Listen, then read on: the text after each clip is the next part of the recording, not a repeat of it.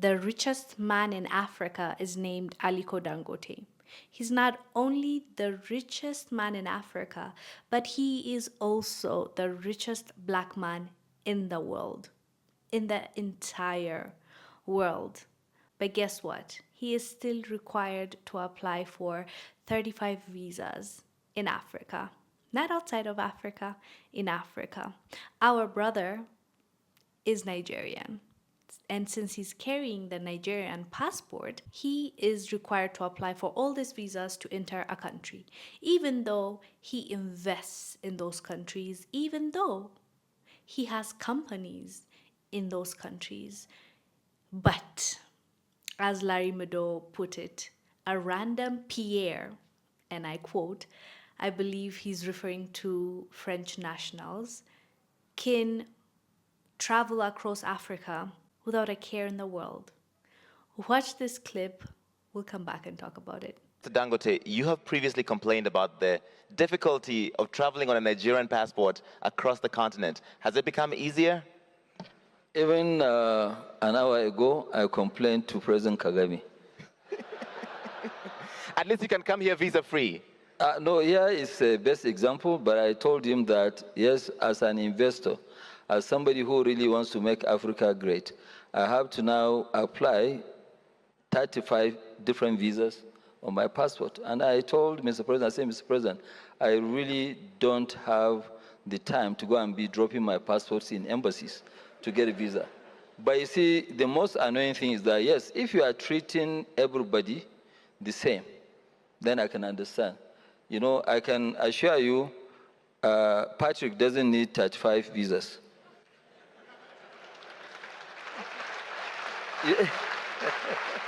No, I said that. What I'm saying, you have... You do not... You don't need 35 visas on a French passport compared to a Nigerian passport. 35 visas on French passport. No. But, you know, so which means you have a freer movement than myself in Africa. Yeah, but you have, I remember that there are 3 countries, Uganda, Kenya, and Rwanda. You have 1 visa for the free when you are a tourist. This is true. I've done it. So it's good. So you can expand it. It's a question of will. But I think all what is moving on about community between Africa, it's up to the African leaders to decide, will be good for Africa. Yes, but it will change. And what I keep saying, right now, our main job is to make sure the regional markets, they all work. Okay? Once they work, then we can now go to AFCTA. But the AFCTA also, we need to make sure that it works. We cannot have a very, very promising continent, and our intra-trade is less than 16%.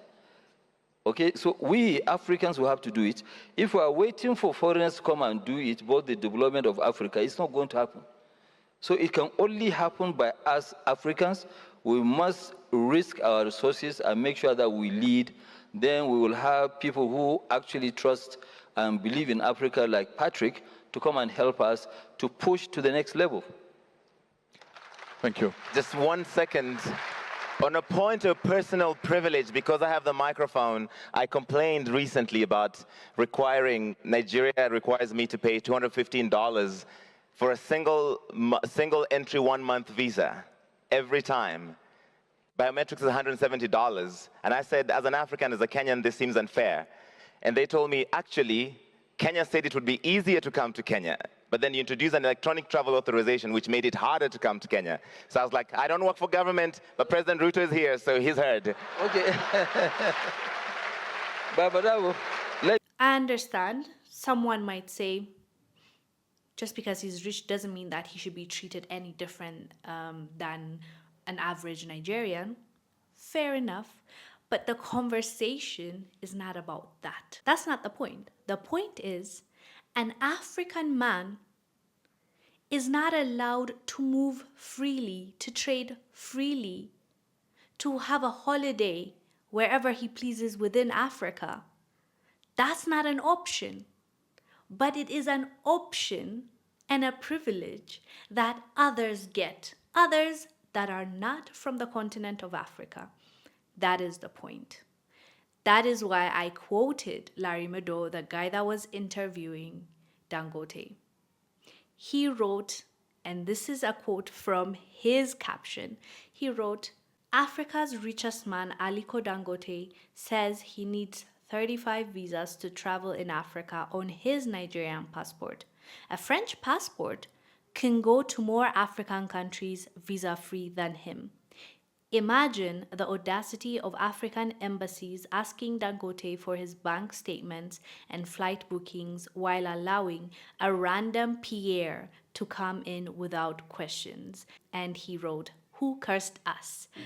Um, I try not to, stay on that curse conversation, but truly, sometimes I wonder what's up. Why in the world are we still in the same position that we are in? Some even worse. But, what I'm starting to realize is that it's not because we're cursed. It's because there is a hand working against us behind the scenes. There's an enemy. We have an enemy and we don't even know it. We fight one another. We're tribalistic. We don't want to help our brother out, our sister out. We don't want to stand up for what is right because we don't know that we have a common enemy. And we don't know that if we tackle that and we succeed, our problems, most of our problems, will disappear. But unfortunately, the awareness is not quite there yet, but we're working on it and we've seen a huge change just within this few years. So we're grateful, we're positive, but seeing things like this also is a bit discouraging, and I understand why he would say who cursed us, but we have to stop thinking that way and we have to start focusing on what the real issue is and how we can bring solution to that problem. And for now, we know what that is. Let's just move forward. Let's come together. Let's unite. Let's have one strong voice to change things up. And our leaders that are sitting in the position right now, it's a matter of signing something, just signing it off and saying, okay, going forward, it's going to be visa free. Even if we don't say visa free for now, the next step would be, let it be on arrival. Let us have the privilege like others, like foreign nationals have in our land. Why not give it to our brothers and sisters? Why not make it easier for us? It's just something that could be done like that. Our leaders just refuse to do it. So, as you know, a lot of new leaders are saying that they'll change it up. We will see. We hope that they do it, and some have already made the move. So, well done to them.